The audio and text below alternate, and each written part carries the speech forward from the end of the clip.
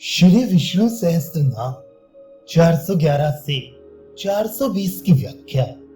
हिरण्यगर्भ ब्रह्मा की उत्पत्ति का कारण हिरण्मय अंड जिनके वीर से उत्पन्न हुआ है, वे भगवान उसके गर्भ है, इसलिए हिरण्यगर्भ है। देवताओं के शत्रुओं को मारते हैं, इसलिए शत्रुघ्न है। कारण रूप से सब कार्यों को व्याप्त करने के कारण व्याप्त है। वाति अर्थात गंध करते हैं, इसलिए वायु है। भगवान का कथन है, पृथ्वी में पुण्य गंध मैं हूँ। महाभारत उद्योग पर्व में कहा है, कभी नीचे अर्थात अपने स्वरूप से क्षीण नहीं होते, इसलिए अधोक्षज है। अथवा ध्यो अर्थात आकाश अक्ष है और पृथ्वी अध्या है।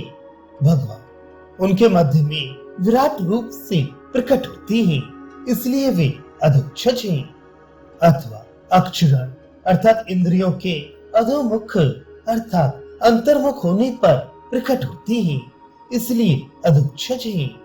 इंद्रियों के अधोभूत होने पर अर्थात उन्हें भीतर की ओर प्रवृत्त करने पर भगवान का ज्ञान होता है, इसलिए वे अधोक्षज कहलाती हैं। ऋतु शब्द द्वारा काल रूप से लक्षित होती है, इसलिए ऋतु है। भगवान का दर्शन अर्थात ज्ञान अति सुंदर निर्वाण रूप फल देने वाला है।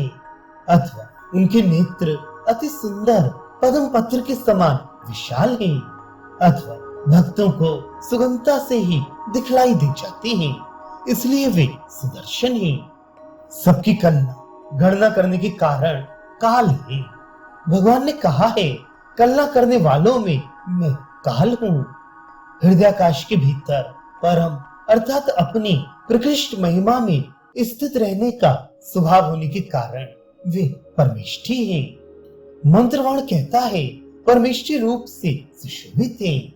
सर्वगत होने के कारण शरणार्थियों द्वारा सब ओर से ग्रहण किए जाते हैं या सब ओर से जाने जाते हैं।